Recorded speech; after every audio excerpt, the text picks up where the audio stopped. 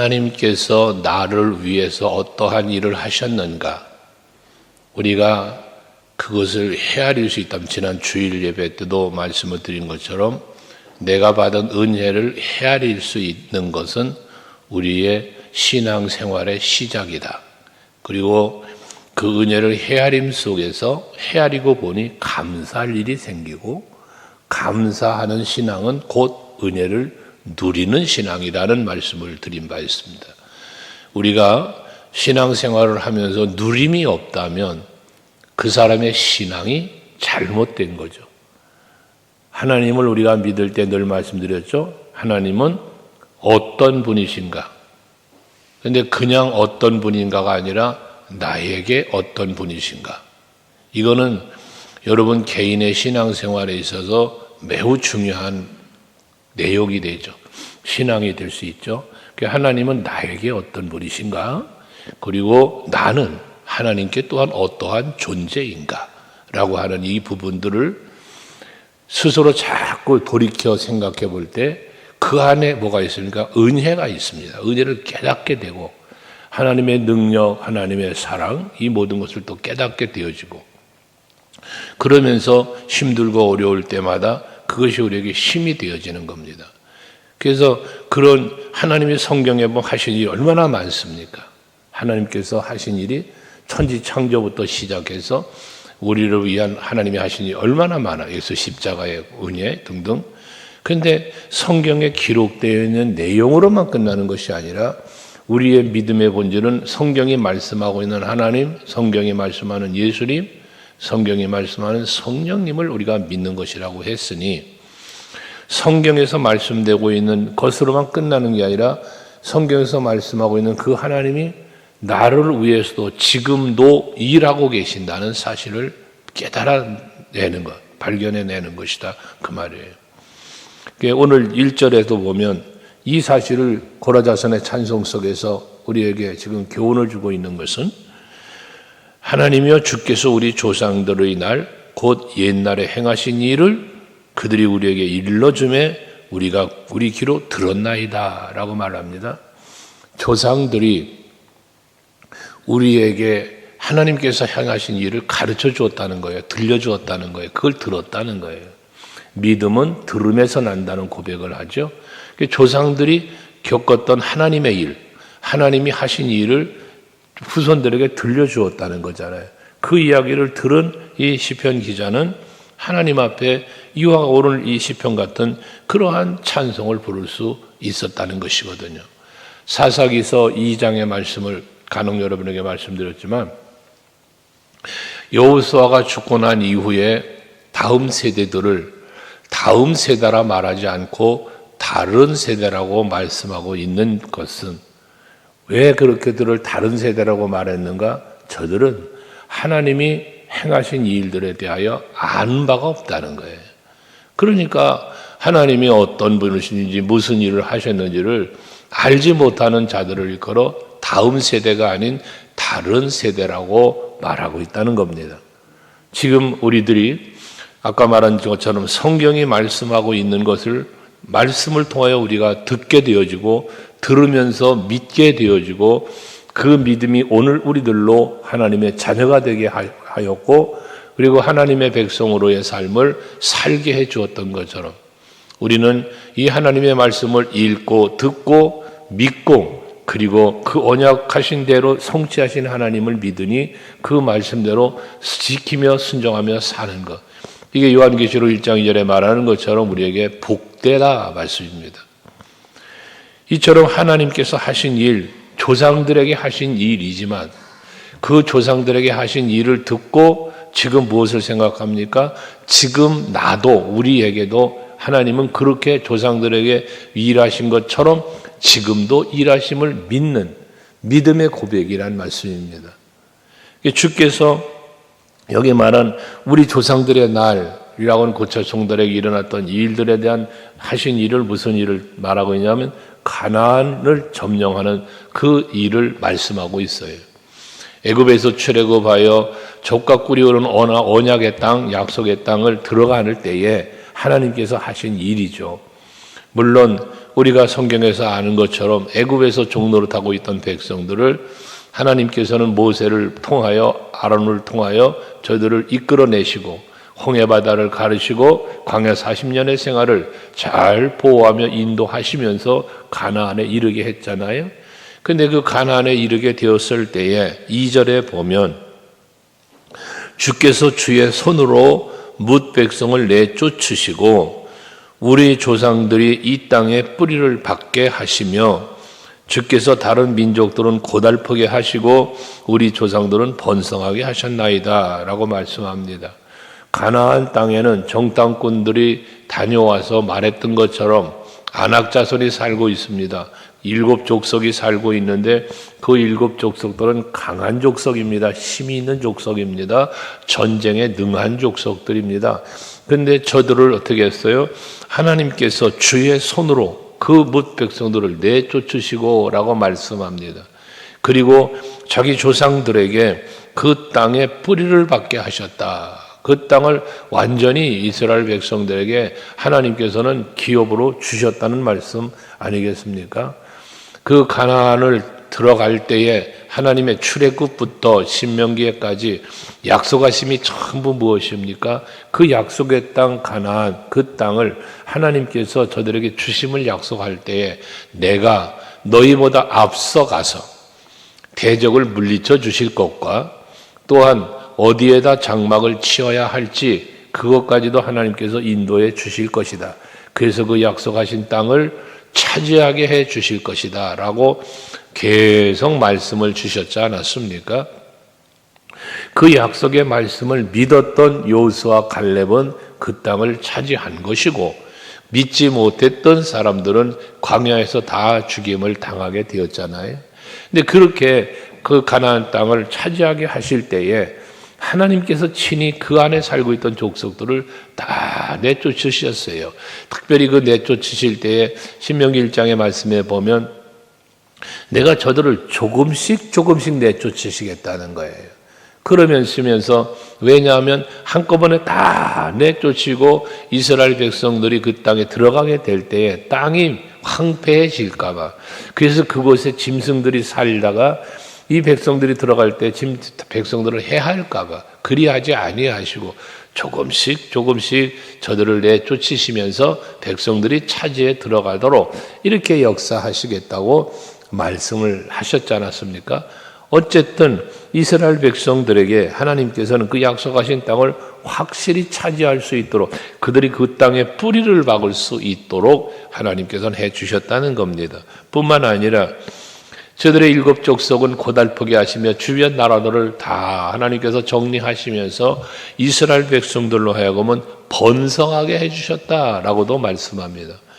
하나님께서 하신 일은 이 가나안 땅은 약속의 땅인데 이 땅을 이스라엘 백성들이 차지하여 누리며 살게 하시기 위해서 기존에 살고 있던 족속들은 내쫓으시고 이스라엘 백성들을 그 땅에 정착하게 해주시고 거기서 번성하게 해주셨다. 이것이 바로 여호와께서 이스라엘 백성 즉 이런 시편 기자의 조상들에게 행하신 일이라는 거예요. 이 사실을 조상들에게 들었다는 거예요.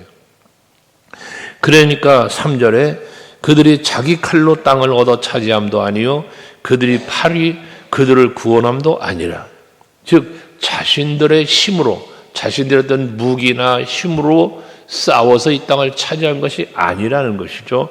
오직 주의 오른손과 주의 팔과 주의 얼굴의 빛으로 하셨으니 라고 말합니다. 하나님이 하셨다는 오직이라는 말을 사용하며 그러니까 이스라엘 백성들이 자기 조상들이 칼이나 힘이나를 갖고 그 땅을 점령에 들어가 차지한 게 아니고 오직 주께서 그 힘으로 능으로 오른손으로 그 주의 빛으로 라는 표현까지 하면서 이들을 이 땅을 차지할 수 있게 주셨다는 거죠. 그러니까 백성들의 능력이 아닌 전적인 하나님의 은혜로라는 말씀을 합니다. 그런데 그 다음 무슨 말을 하냐면 주께서 그들을 기뻐하신 까닭입니다 라고 말씀합니다. 우리가 하나님을 기쁘시게 해드리는 것 이게 왜 우리에게 중요한가 하면 하나님께 영광을 돌리고 하나님을 기쁘시게 해드리는 것으로 끝이 아니라는 거예요. 내가 하나님을 기쁘시게 드리면 하나님은 나를 기쁘게 해 주신다. 내가 하나님의 일을 하면 하나님은 나의 일을 해 주신다. 우리가 늘 구호로 외쳤던 그런 말씀들 아닙니까? 그것처럼 이 사실이 여러분들에게 믿어지셔야 돼요. 그래서 늘 축복하며 기도할 때마다 내가 하나님의 일을 하면 하나님이 나의 일을 해 주시고 내가 하나님을 기쁘시게 해드리면 하나님이 나를 기쁘게 해주심을 믿게 하시고 경험되게 하시고 그것을 간증할 수 있게 해 주옵소서. 이와 같은 축복의 기도를 여러분들을 위하여 늘 하는 거예요. 여러분 그렇습니다. 하나님께서 여러분들을 기뻐하시면 지금 같은 이런 일을 내가 하지 않아도 하나님이 다 해주시는 이런 은혜를 경험하게 되어진다는 것입니다. 그러니 우리가 해야 할 일은 무엇이겠습니까? 먹든지 마시든지 무엇을 하든지 먼저 하나님의 영광을 위하여 사는 우리가 되어져야 한다는 겁니다. 마태복음 6장에서도 말씀하시는 것처럼 너희는 무엇을 먹을까 마실까 입을까 염려하지 말아라. 이 모든 것들은 다 하나님이 너희에게 있어야 할 줄 다 아신다. 그러니 너희는 먼저 그의 나라와 그의 의를 구해라. 그리하면 이 모든 것은 너희에게 더하시리라. 이게 약속 아닙니까? 이 약속의 말씀을 믿으면 우리는 주께 어떻게 돼? 맡기는 삶을 살게 되어지는 것이죠. 잠언 16장 말씀하는 것처럼 너의 행사를 여호와께 맡기라. 그러면 그가 이루시고 하나님이 이루어 주신다는 거예요. 시편 37편에서는 앞에 우리가 묵상하고 왔습니다마는 여호와를 기뻐하라 그리하면 그가 네 마음의 소원을 이루시리라 말씀도 합니다. 빛같이 정오의 빛같이 빛나게 해 주신다고도 말씀하는 거 아닙니까? 우리는 항상 그래서 하나님을 어떻게 하면 기쁘시게 해 드릴 수 있을까를 늘 생각하면서 그에 합당하게 살려고 힘쓰면 그 다음의 일들은 하나님이 나를 위하여 다 일해 주신다는 것입니다. 이것이 우리의 믿음이어야 합니다. 그러면서 4절과 5절에는 주는 나의 왕이시다 라고 고백을 합니다. 주는 나의 왕이시다. 주가 나의 왕이라는 말씀의 의미가 무엇입니까? 나를 통치하고 다스리시는 분일 뿐만 아니라 왕은 백성을 보호하고 지키는 일을 하는 거예요. 통치자. 그러니까 여러분이 여호와를 나의 왕으로 모시면 그 왕으로 인정하고 믿고 모실 때 여호와 하나님께서는 여러분들을 다스리시는데 통치하시는데 그 다스림과 통치 속에는 뭐가 있어요? 보호하심이 있다는 거예요. 우리나라 대통령 선거도 이제 앞두고 있는데 대통령은 자기 사리사욕을 채우는 것이 아니라 백성을 사랑하고 나라를 사랑하고 그래서 안정된 나라를 만들어가는 일에 전념을 해야 되는 사람이 대통령이에요. 백성을 보호하고 지켜야 할 의무가 있다고 말이에요. 그래서 이것처럼 여호와 하나님이 나의 왕이다. 여호와는 나의 힘이다. 여러분 이 모든 표현들은 다 하나예요. 하나. 여호와 하나님으로 말미암아 내가 살 수 있다. 살아야 한다. 이런 고백과 더불어 이 왕이라는 고백 속에 들어있다는 거예요. 그러면서 5절에 우리가 주를 의지하여 우리 대적을 누르고 주를 치러 일어나는 자를 주의 이름으로 밟으리이다. 대적들이 일어날 때, 원수들이 일어날 때에 왕이신 하나님의 이름으로 이긴다는 거예요. 대적을 이기고 모든 걸 이긴다는 거예요. 결국 여호와의 이름으로 이기는 거니까, 여호와를 의지하여 이기는 거니까 내가 싸운 게 아니라 누가 싸워요? 하나님이 싸워주시는 거잖아요. 여러분 도단성에 엘리사가 있을 때에 아람 왕이 쳐들어와서 그를 죽이려고 해보았지만 하나님이 싸워주시잖아요. 히스기야 왕이 사네립이 쳐들어와서 아수르가 쳐들어와서 그 난리칠 때도 하나님이 싸워주셨잖아요. 자기들이 싸운 게 아니야. 하나님이 싸워주셨어요. 기돈의 300용사가 미디안의 연합군과 싸워라 나갈 때도 비록 300명이라는 작은 숫자를 데리고 나아갔지만 이스라엘 백성들은 칼을 휘두르지 않았어요. 나아가니 하나님께서 친히 싸워주시니까 저들끼리 치고받고 싸웠다잖아요. 여호사밧 왕도 전쟁하러 나아갈 때에 하나님을 찬송하며 나갔잖아요. 그때에 하나님이 저들을 직접 치셨어요. 백성들이 죽이는 게 아니에요. 저들이 스스로 하나님이 치시니까 저들끼리 죽었고 싸워 가보니까 세상에 시체밖에 없더라잖아요. 이 하나님이 하시는 일인 것입니다. 여호수아가 백성들을 데리고 나아가 싸울 때 모세와 아론과 훌은 산꼭대기에 올라가 기도하고 그때 전쟁에 승리하게 하시는 여호와 샬롬, 여호와 니시, 여호와 라파 모든 것이 하나님이 하심을 고백하는 거잖아요. 이것처럼 우리들이 살아가는 삶에 의식주 무엇을 먹을까 마실까 입을까 염려하지 않아도 되도록 하나님이 다 입히시고 먹이신다. 하늘에 나는 새와 들에 핀 백합을 비유하시면서 말씀하심이 그런 거지 않습니까? 오늘도 여러분이 사실 때에 하나님의 능력으로 역사해 주실 줄 믿으시길 바랍니다. 그래서 6절 말하는 거예요. 나는 내 활을 의지하지 아니할 것이다. 내 칼이 나를 구원하지 못하리이다. 여기 말하는 내 활, 내 칼은 뭡니까? 내 힘으로, 내 능력으로가 아니라는 거예요. 그렇게 하지 않겠다는 겁니다. 오직 하나님이 하시도록 믿고 바라고 의지하겠다는 고백이시지요.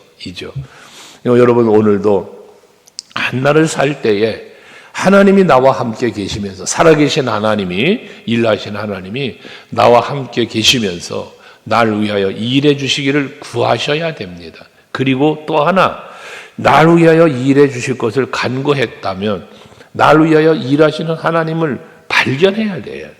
아침에 내가 이렇게 기도했더니 내가 날마다 하나님 앞에 기도하니까 하나님이 날 위하여 이렇게 일하여 주시는구나를 깨달아내야 된단 말이에요. 이게 은혜의 헤아림이라고 말했죠.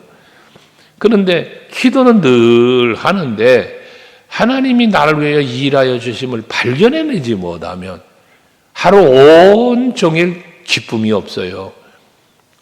마음이 평안도 없어요. 왜? 하나님이 나와 함께 계시면 나를 위하여 일하심을 깨닫지 못하니까, 믿지 못하고 깨닫지 못하고 발견하지 못하니까 그런 거예요. 여러분 하루를 순간순간마다 살면서 하나님이 나와 함께 계심과 날 위하여 일하시는 그 손길을 여러분들이 발견해내고 크게 감사하면서 즐거워하면서 살아갈 수 있는 여러분들이 되시기를 바랍니다. 우리 하나님을 믿노라 하면서도 내 활로 내 칼로 내가 어찌 해보려고만 몸부림쳐요. 그러니 힘든 거예요. 그러니 지치는 거예요. 그러니 원망 불평만 나오는 거예요. 내가 하는 게 아니라 내 힘이 아니라 하나님의 은혜로 되어질 것을 믿고 바라보라는 말씀입니다. 그래서 7절과 8절도 마찬가지잖아요.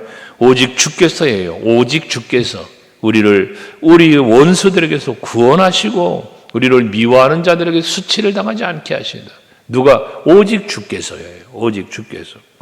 그리고 그렇게 오직 주님께서 원수들에게서 나를 지키시고 건져주시니 마지막 8절에 우리가 종일 하나님을 자랑하였나이다. 종일 하나님을 자랑했다는 이야기가 뭐예요?